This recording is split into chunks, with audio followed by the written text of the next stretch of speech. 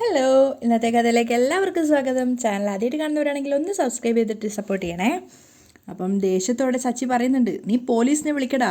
ആ സമയത്ത് രേവതി പേടിയോട് ചോദിക്കുകയാണ്, സച്ചേട്ടാ നീ എന്തിനാ രേവതി ഭയപ്പെടുന്നത്? നമ്മുടെ കുടുംബത്തിൽ ആരും തെറ്റ് ചെയ്തിട്ടില്ലല്ലോ. ഇവനാണെങ്കിൽ മോഷ്ടിച്ചിട്ടുമില്ല. ശരത്തിനെ ചൂണ്ടിക്കൊണ്ടാണ് പറയുന്നത്. ആ സമയത്ത് സുധി ആകെ കൂടെ പേടിച്ച് തലതാഴ്ത്തി നിൽക്കുകയാണ്. അപ്പോഴാണ് സുധി അന്വേഷിച്ചുകൊണ്ട് ചെറുപ്പക്കാരൻ അങ്ങോട്ടേക്ക് വരുന്നത്. മിസ്റ്റർ സുധി, എല്ലാവരും അങ്ങോട്ടേക്ക് നോക്കുകയാണ്. അപ്പോൾ സുധി ചോദിക്കുന്നുണ്ട്, അല്ല നീ എന്താ ഇവിടെ? വാ കയറി വാ. ശ്രുതിയും അങ്ങോട്ടേക്ക് അവൻ്റെ അടുത്തേക്ക് പോവുകയാണ്. ആ സമയത്ത് അവനും അകത്തേക്ക് കയറി വരുന്നുണ്ട്. എന്നിട്ട് അവൻ പറയാണ്, ഞാൻ നിങ്ങളെ കാണാൻ വേണ്ടി വന്നതാ. എന്നെയോ? എന്തു പറ്റി? അപ്പോൾ അവൻ പറയാണ്, നിങ്ങളൊരു ടിക്കറ്റ് ബുക്ക് ചെയ്തിരുന്നല്ലോ. അപ്പോൾ സച്ചി സംശയത്തോടെ അവരെ തന്നെ നോക്കി നിൽക്കുന്നുണ്ട്. ആ അത് എന്ന് പറയുമ്പോഴേക്കും രവി ചോദിക്കുകയാണ്, ഏത് ടിക്കറ്റ്? അത് അങ്കിൾ ആൻഡമാനിലേക്ക് പോകാൻ വേണ്ടി ശ്രുതി ഫ്ലൈറ്റ് ടിക്കറ്റ് ബുക്ക് ചെയ്തിരുന്നു. അത് കേട്ടതും സച്ചിയും രവിയും ചന്ദ്രയും ഒക്കെ സംശയത്തോടെ തന്നെയാണ് കേട്ട് നിൽക്കുന്നത്. അപ്പോൾ ശ്രുതി ചോദിക്കുന്നുണ്ട്, ടിക്കറ്റ് ഫോണിൽ അയച്ചിരുന്നല്ലോ, പിന്നെന്തിനാ ഇപ്പം ഇങ്ങോട്ടേക്ക് വന്നത്? അവൻ അയാളോട് ചോദിക്കുകയാണ്. അപ്പോൾ ആ പയ്യൻ പറയുന്നുണ്ട്, നിങ്ങൾ ക്യാഷ് നേരിട്ട് കൊണ്ടുവന്നിട്ടായിരുന്നല്ലോ ടിക്കറ്റിനുള്ള പണം അടച്ചിരുന്നത്. ആ അതെ, ആ ക്യാഷ് കൊണ്ടുവന്ന കവറ് നിങ്ങൾ അവിടെ വെച്ച് മറന്നുപോയി. ഓ അതാണോ?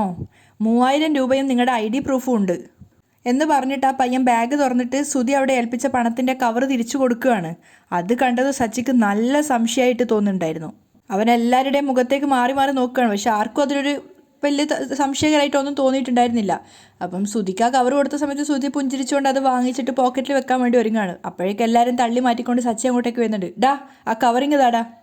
പക്ഷേ ശ്രുതി അത് കൊടുക്കാൻ കൂട്ടാക്കുന്നുണ്ടായിരുന്നില്ല. അങ്ങനെ അവർ രണ്ടുപേരും കൂടെ പിടിയും വലിയൊക്കെ ആവുകയാണ്. ശ്രുതിയുടെ ഭാഗത്തും ബാക്കിയുള്ള എല്ലാവരും ഇങ്ങനെ എന്തിനാ സച്ചി ഇപ്പോൾ ആ കവർ വാങ്ങിക്കാൻ നോക്കുന്നതെന്നുള്ളൊരു രീതിയിലാണ് പെരുമാറുന്നത്. പക്ഷേ സച്ചി പിടി വിട്ടിട്ടേ ഉണ്ടായിരുന്നില്ല. ശ്രുതി എത്ര ഉയരത്തിൽ വെച്ചിട്ട് സച്ചി ഏന്തി വലിഞ്ഞിട്ടൊക്കെ ആ കവർ തട്ടിപ്പറിച്ചെടുക്കുകയാണ്. അതിനുശേഷം സച്ചി ആ കവർ വാങ്ങിയിട്ട് പേര് വായിച്ച് നോക്കുകയാണ്. അപ്പോഴേക്കും ചന്ദ്ര അങ്ങോട്ട് എത്തിയിട്ടുണ്ടായിരുന്നു. അപ്പോൾ സച്ചി ചോദിക്കുന്നുണ്ട്, നിന്റെ പേര് ശ്രുതി എന്നല്ലേ, അല്ലാതെ രവീന്ദ്രൻ ഡ്രൈവർ എന്നല്ലല്ലോ? അത് കേട്ടതും എല്ലാവരും ഇങ്ങനെ സംശയത്തോടെ നിൽക്കുകയാണ്. എന്തായിരിക്കും സച്ചി ഉദ്ദേശിക്കുന്നതെന്ന് മനസ്സിലാവാതെ.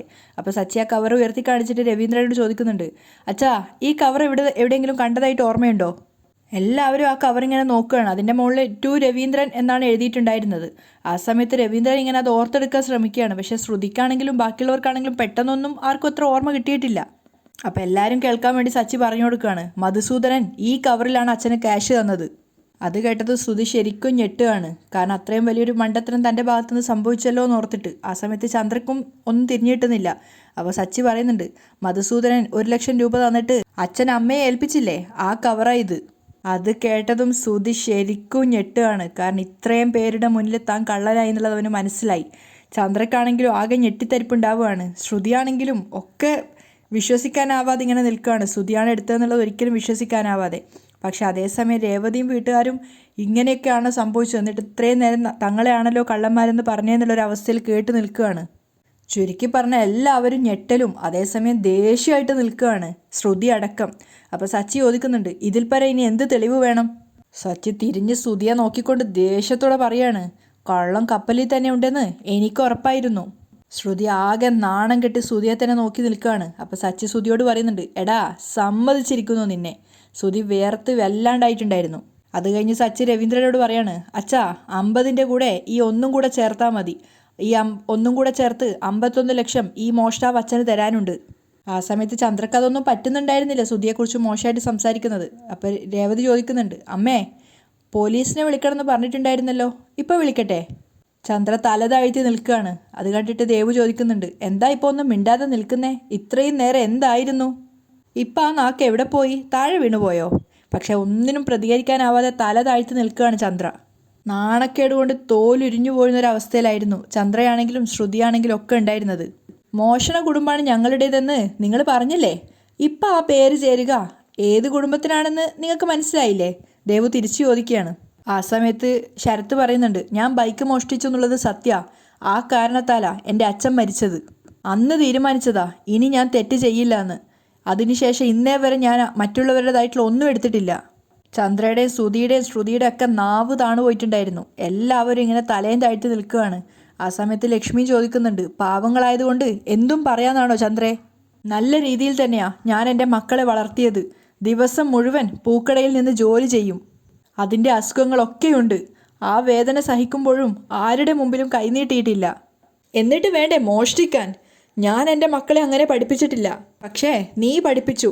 അതിനുള്ള തെളിവാ ദാ ആ നിൽക്കുന്നത്, സുധിയെ ചൂണ്ടിക്കൊണ്ടാണ് പറയുന്നത്. ചന്ദ്ര അപമാന ഭാരത്തോടെ സുധിയെ തന്നെ നോക്കി നിൽക്കുകയാണ്. എൻ്റെ മോളെ ഞാൻ ഇവിടത്തേക്ക് കെട്ടിച്ചു വിട്ടു. നിങ്ങളുടെ കുടുംബത്തിൻ്റെ അത്ര സാമ്പത്തിക ശേഷി ഒന്നും ഉണ്ടാവില്ല എന്ന് കരുതി എന്തും വിളിച്ചു പറയാമെന്ന് വിചാരിക്കരുത്. നിങ്ങൾ പറയുന്നത് എന്തും കേട്ടിട്ട് മിണ്ടാതെ ഞങ്ങൾ മടങ്ങിപ്പോകുന്നാണോ നിങ്ങൾ കരുതിയത്? ആ സമയത്ത് ദേവു പറയുന്നുണ്ട്, നിങ്ങൾ എപ്പോഴെങ്കിലും ഒന്ന് പുറത്തിറങ്ങി നോക്ക്. ആ സമയത്തറിയാം നിങ്ങളുടെ മൂത്ത മോനും ഞങ്ങൾക്കുള്ള വില. ചന്ദ്രയും സുധിയും ശ്രുതിയും ഒക്കെ അവർ പറയുന്നത് കേട്ടിട്ട് ഒരു അക്ഷരം പോലും മിണ്ടാൻ പറ്റാതെ കേട്ട് നിൽക്കുകയാണ്. ആ സമയത്ത് ദേവു പറയുന്നുണ്ട്, അച്ഛൻ്റെ പണം പറ്റിച്ചിട്ട് ഒളിച്ചോടിപ്പോയ ഒരു ഫ്രോഡാ നാട്ടുകാർക്ക് നിങ്ങളുടെ മോൻ. ഇപ്പം ദേ നിങ്ങളുടെ പക്കലുള്ള കാശ് തന്നെ മോഷ്ടിച്ചിരിക്കുന്നു. എന്തു പറയുന്നു ആൻറ്റി നിങ്ങൾ? ദേവുവിന് അത്രയും നേരം കേട്ട ആ പരിഹാസത്തിനുള്ളൊരു മറുപടി കൊടുക്കാനായിട്ട് സമാധാനം ഉണ്ടായിരുന്നില്ല. ആ സമയത്ത് ചന്ദ്ര തലതാഴ്ത്തി തന്നെ നിൽക്കുകയാണ്. അപ്പം രവി ചോദിക്കുന്നുണ്ട്, എന്താ നിനക്കിതിനൊന്നും മറുപടിയില്ലേ? ഇത്രയും നേരം നീ ഇവിടെ നിന്ന് അട്ടഹസിക്കുകയായിരുന്നല്ലോ. ഇവർ പറയുന്നതെല്ലാം നീ കേൾക്കണം. കാരണം അത്രമാത്രം നീ ഇവരെ വിഷമിപ്പിച്ചിട്ടുണ്ട്. ചന്ദ്ര തലതാഴ്ത്തി നിൽക്കുകയാണ്. അപ്പം രേവതി പറയുന്നുണ്ട്, വിളിച്ചു വരുത്തി എൻ്റെ വീട്ടുകാരെ അപമാനിച്ചില്ലേ നിങ്ങൾ? ഇപ്പം എന്താ അമ്മേ, ഒന്നും പറയാനില്ലേ? ഇവർ പറയുന്നതിനൊക്കെ മറുപടി പറയേ. ആ സമയത്തും ചന്ദ്ര ഒന്നും മറുപടി പറയുന്നില്ല. അപ്പോൾ സച്ചി പറയുന്നുണ്ട്, ഇനി എന്തു പറയാനാ രേവതി? മോഷ്ടിച്ചത് ഇവരുടെ പുന്നാര മകനായി പോയില്ലേ? ചന്ദ്ര അപമാനത്തോടെ തലതാഴ്ത്തി നിൽക്കുകയാണ്. അപ്പോൾ സച്ചി പറയുന്നുണ്ട്, ഡാ സോഡാ കുപ്പി, നീ കാശെടുത്തു. അതിൻ്റെ പേരിൽ ഈ വീട്ടിൽ ഇത്രയും പ്രശ്നം ഉണ്ടായില്ലേ? നീ അത് നന്നായിട്ട് ആസ്വദിക്കായിരുന്നല്ലേ? അത് കഴിഞ്ഞിട്ട് ശ്രുതിക്ക് നേരെ തിരിഞ്ഞിട്ട് സച്ചി പറയാണ്, പൗഡർ എടുത്തി. അപ്പോൾ മോഷ്ടിച്ച കാശിനാണല്ലേ ഹണിമൂണിന് പോകുന്നത്? ശ്രുതി നാണക്കേടുകൊണ്ട് തല താഴ്ത്തി നിൽക്കുകയാണ്, സച്ചിക്ക് മറുപടി കൊടുക്കാൻ പറ്റാതെ. ആ സമയത്ത് അവൾ ചോദിക്കുകയാണ്, ശ്രുതി എന്താ ഒന്നും പറയാത്തത്? ശ്രുതി ഈ കാശ് എടുത്തിരുന്നോ? അപ്പോഴും ശ്രുതി പറയുന്നുണ്ട്, അത് ശ്രുതി ഞാൻ എടുത്തിട്ടില്ല, സത്യമായിട്ടും എടുത്തിട്ടില്ല.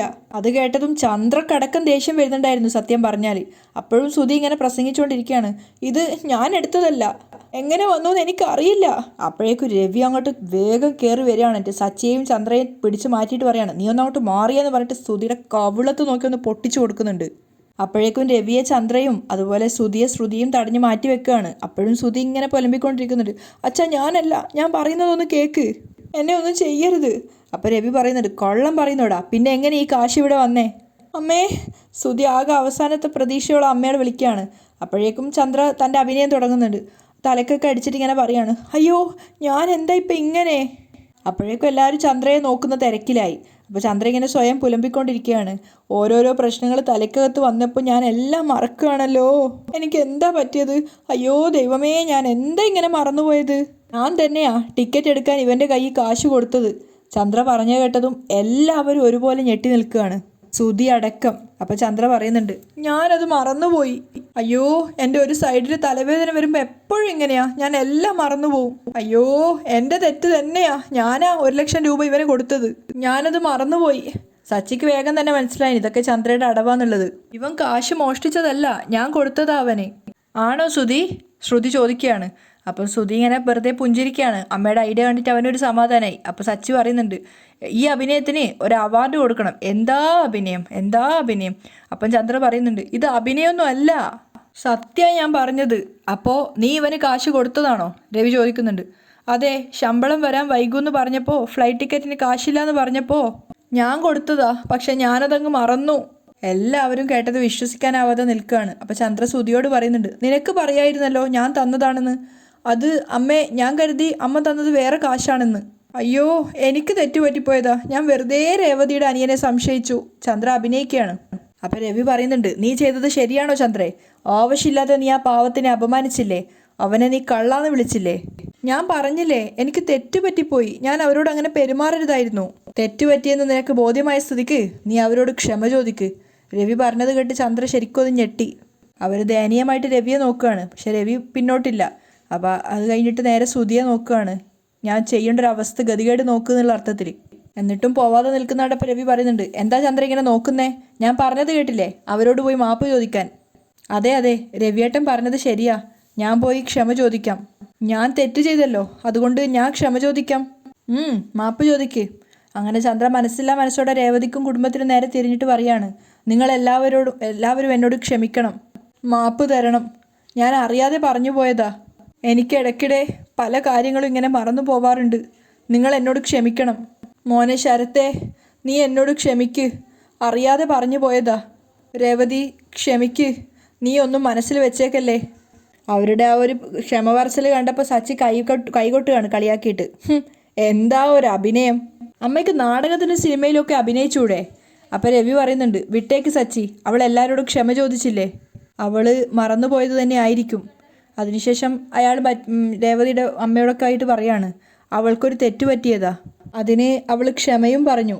ഇനി നിങ്ങളൊന്നും മനസ്സിൽ വെച്ചേക്കരുത്, ഇതിൻ്റെ പേരിൽ ഞങ്ങളോട് വിരോധവും തോന്നരുത്, നിങ്ങൾ ഇരിക്ക്, എന്തെങ്കിലും കഴിച്ചിട്ട് പോവാം. അപ്പം ലക്ഷ്മി പറയുന്നുണ്ട്, ഏയ് ഒന്നും വേണ്ട രവിയേട്ടാ, ഞങ്ങൾ പോയേക്കാം. അപ്പം സച്ചി വന്നിട്ട് പറയാണ്, ശരത്തെ, നീ ഇവർ പറഞ്ഞതൊന്നും മനസ്സിൽ വെക്കണ്ട, ഇതൊക്കെ മനസ്സിൽ വെച്ച് നീ ഇങ്ങോട്ട് വരാതിരിക്കരുത്, ഇത് നമ്മുടെ വീടാ, നിനക്ക് നിന്റെ ചേച്ചിയെ കാണാൻ ഏത് സമയത്തും ഇവിടെ വരാം. അതിനുശേഷം രേവതിയോടും സച്ചിയോടും രവീന്ദ്രനോടൊക്കെ യാത്ര ചോദിച്ചിട്ട് ലക്ഷ്മിയുടെ വീട്ടുകാർ ഇറങ്ങി പോവുകയാണ്. സച്ചി നോക്കുന്ന സമയത്ത് രേവതി വിതുമ്പി കരഞ്ഞുകൊണ്ടിരിക്കുന്നുണ്ട്. കാരണം ഞങ്ങൾ പാവങ്ങളായതുകൊണ്ട് ഞങ്ങൾ എന്ത് വേണേലും ആർക്കും പറയാലോ എന്നുള്ളൊരു അർത്ഥം ഉണ്ടായിരുന്നു ആ കരച്ചിൽ. പ്രത്യേകിച്ചും സുധി ചെയ്തൊരു തെറ്റിൻ്റെ പേരിലാണ് ശരത്തിനെ വഴക്ക് പറഞ്ഞത്. അത് രേവതിക്ക് സഹിക്കാവുന്നതിലപ്പുറമായിരുന്നു. അങ്ങനെ എല്ലാവരും അവിടുന്ന് പോയതിന് ശേഷം രേവതി അവിടുന്ന് പോവുകയാണ്. അതുപോലെ രവീന്ദ്രൻ പോയ ശേഷം സച്ചി ചന്ദ്രയോട് പറയുന്നുണ്ട്, തന്ത്രപൂർവ്വം ഇവനെ രക്ഷപ്പെടുത്തിയല്ലേ? ഡാ സോഡാക്കുപ്പി, തൽക്കാലം നീ രക്ഷപ്പെട്ടു, പക്ഷേ നിന്നെ ഞാൻ പിടിച്ചോളാം. ഇന്നാ നിന്റെ 3000 ഉലുവ എന്ന് പറഞ്ഞിട്ട് ബാക്കിയുണ്ടായിരുന്ന ആ പണം ശ്രുതിയുടെ കയ്യിലേക്ക് തന്നെ വെച്ചു കൊടുത്തിട്ട് സച്ചി അവിടെ നിന്ന് ഇറങ്ങി പോവുകയാണ്. അവരോട് ഒരു വാക്ക് പോലും സംസാരിക്കാതെ ശ്രുതിയും പോകുന്നുണ്ട് മുറിയിലേക്ക്. ആ സമയത്ത് ചന്ദ്ര തിരിഞ്ഞിട്ട് ശ്രുതിയെ നോക്കുകയാണ്. അവരുടെ കണ്ണിൽ അഗ്നിയായിരുന്നു. ആ ഒരു ജ്വാലയോടുകൂടി തന്നെയാണ് പറയുന്നത്, നീ മുറിയിലേക്ക് വാ. ശ്രുതി ഇങ്ങനെ അതിൽ വെന്ത് നിൽക്കുകയാണ്. ചന്ദ്ര റൂമിലേക്ക് പോയതിന് പിന്നാലെ തന്നെ അങ്ങോട്ടേക്ക് ശ്രുതിയും പോകുന്നുണ്ട്. അവൻ കഥ അടക്കുകയാണ്. ശ്രുതി വാതിലടച്ചതും ചന്ദ്ര അവനെ പൊതിരെ തല്ലുകയാണ്. എടാ മഹാഭാബി, എന്തിനാടാ ഇങ്ങനെ ചെയ്തേ? അമ്മേ ഞാൻ പറയുന്നൊന്ന് കേൾക്കമ്മേ. ശ്രുതി ഇങ്ങനെ കരഞ്ഞു പറയുന്നുണ്ട്. പക്ഷെ അതൊന്നും ചന്ദ്ര വകവെക്കാതെ തല്ലിക്കൊണ്ടേയിരിക്കുകയാണ്. എന്തിനാടാ ഇങ്ങനെ ചെയ്തേ? എന്തിനാ നീ എൻ്റെ കാശെടുത്തേന്നൊക്കെ ചോദിച്ച് ചന്ദ്ര ഇങ്ങനെ പുലമ്പിക്കൊണ്ടേ തല്ലിക്കൊണ്ടിരിക്കുകയാണ്. ശ്രുതി എത്ര തടയാൻ ശ്രമിച്ചിട്ടും അവനിങ്ങനെ തല്ലിക്കൊണ്ടേ ഇരിക്കുന്നുണ്ട്. നീ എന്തിനാടാ എൻ്റെ കാശ് മോഷ്ടിച്ചെന്നൊക്കെ ചോദിച്ച് ചന്ദ്ര ഇങ്ങനെ കരഞ്ഞുകൊണ്ടേ ഇരിക്കുകയാണ്. അവസാനം കൈ വേദനിച്ചപ്പോൾ അവർ തല്ലുന്നത് നിർത്തി. അപ്പോൾ സങ്കടത്തോടെ ശ്രുതി പറയാണ്, സോറി അമ്മേ, എനിക്കിതല്ലാതെ വേറെ വഴി ഉണ്ടായിരുന്നില്ല. അമ്മേ, ഹണിമൂണിന് പോകാൻ വേണ്ടിയിട്ട് ഫ്ലൈറ്റ് ടിക്കറ്റ് എടുക്കാൻ വേണ്ടി ശ്രുതി പറഞ്ഞു. എൻ്റെ കയ്യിൽ എവിടെയാണ് അമ്മേ കാശ്? കാർ ഷോറൂമിൽ പോയി ഞാൻ അവിടെ ജോലി ചെയ്ത ദിവസത്തെ ശമ്പളം തരാൻ പറഞ്ഞു. പക്ഷെ അവരത് തന്നില്ല. കാശില്ലാത്തതിനാൽ ഫ്ലൈറ്റ് ടിക്കറ്റ് എടുത്തില്ല എന്ന് ഞാൻ ശ്രുതിയോട് എങ്ങനെ പറയൂ അമ്മേ? പറഞ്ഞാൽ അവൾക്ക് എന്നോടുള്ള എല്ലാ മതിപ്പും പോവില്ലേ? അതാ അമ്മേ ഞാൻ ആ കാശ് എടുത്തത്. അപ്പോൾ ചന്ദ്ര സങ്കടത്തോടെ പറയാണ്, എന്നോട് കാശ് ചോദിച്ചിരുന്നെങ്കിൽ ഞാൻ തരുമായിരുന്നില്ലേടാ. നീ എന്തിനാ മോഷ്ടിച്ചത്?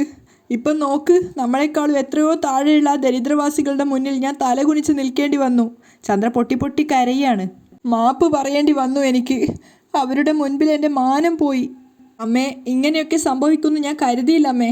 കാശ് എടുത്ത കാര്യം ഞാൻ അമ്മയോട് പറയാനിരുന്നതാ, അപ്പോഴാണ് അവർ വന്നത്. അപ്പോൾ ചന്ദ്ര കരഞ്ഞോണ്ട് പറയാണ്, നമ്മുടെ വീട്ടിൽ നിന്ന് തന്നെ കാശ് മോഷ്ടിക്കുക, അതും എൻ്റെ കാശ്, നിന്നെയൊക്കെ എന്താ വേണ്ടത്? അപ്പോൾ ശ്രുതി പറയുന്നുണ്ട്, അമ്മേ സോറി അമ്മേ, എനിക്ക് എന്ത് ചെയ്യണമെന്ന് അറിയില്ലായിരുന്നു അമ്മേ. ഞാൻ കള്ളം പറഞ്ഞ് നിന്നെ രക്ഷപ്പെടുത്തിയില്ലായിരുന്നെങ്കിൽ സച്ചി ഇടിച്ച് നിന്റെ നെഞ്ചൊടിച്ചേനെ. അതും പോട്ടേന്ന് വെക്കാം, അതെപ്പോഴും ഇവിടെ നടക്കുന്നതല്ലേ. ശ്രുതിയുടെ മുമ്പിൽ നീ കള്ളനാവില്ലേ? നിന്റെ മാനവും മര്യാദയും ഒക്കെ പോവില്ലേ? ഇങ്ങനെ ഒരുത്തൻ്റെ കൂടെ ജീവിക്കാൻ പറ്റില്ലെന്നും പറഞ്ഞ് അവളുടെ പാട്ടിന് പോയേനെ. അമ്മേ എനിക്കൊരു തെറ്റ് പറ്റിപ്പോയമ്മേ. ഇനി ഞാൻ ഇങ്ങനൊരു തെറ്റ് ആവർത്തിക്കില്ല അമ്മേ. ഞാനിനി അങ്ങനെ ചെയ്യില്ല അമ്മേ. ശ്രുതി കരഞ്ഞോണ്ട് പറയാണ്. അപ്പോൾ ചന്ദ്രയും കരഞ്ഞോണ്ട് പറയുന്നുണ്ട്, മോനെ ശ്രുതി, എൻ്റെ എല്ലാ പ്രതീക്ഷയും നീയാ, എല്ലാ സ്വപ്നവും നീയാ. അമ്മയെ ഇങ്ങനെ വിഷമിപ്പിക്കാതെ, മറ്റുള്ളവരുടെ മുന്നിൽ അമ്മയെ ഇങ്ങനെ തലകുനിച്ച് നിർത്താതെ നീ പെട്ടെന്നൊരു ജോലി കണ്ടെത്ത്. പിന്നെ നിൻ്റെ എല്ലാ പ്രശ്നവും തീരും. കാശ് കയ്യിൽ വരുമ്പോൾ ഇങ്ങനെയൊന്നും ചെയ്യില്ല. എങ്ങനെയെങ്കിലും ഒരു ജോലി കണ്ടെത്തണം. ഞാൻ ശ്രമിക്കുന്നുണ്ട് അമ്മേ. ശ്രുതി കരഞ്ഞുകൊണ്ട് പറയാണ്. അത് കണ്ടിട്ട് ചന്ദ്രക്ക് സങ്കടമാവുന്നുണ്ട്. അയ്യോ മോനെ, കരയാതെ മോനെ, മോൻ വിഷമിക്കല്ലേ, മോൻ ചെല്ല്. ശ്രുതി മുറിയിൽ നിന്ന് ഇറങ്ങി പോവുകയാണ്. താഴെ ഇറങ്ങി വന്നതും ശ്രുതി വിചാരിക്കുന്നുണ്ട്, ഹാവു സമാധാനമായി എന്നുള്ളൊരു ആറ്റിറ്റ്യൂഡിൽ നിൽക്കുകയാണ്. ആ സമയത്ത് അടുക്കളയിൽ നിന്ന് രേവതി അത് കാണുന്നുണ്ടായിരുന്നു. ശ്രുതിയുടെ ആ നിൽപ്പിൽ രേവതിക്കൊരു കള്ളത്തരം തോന്നുകയാണ്. അവിടെയാണ് ഇന്നത്തെ എപ്പിസോഡ് അവസാനിക്കുന്നത്.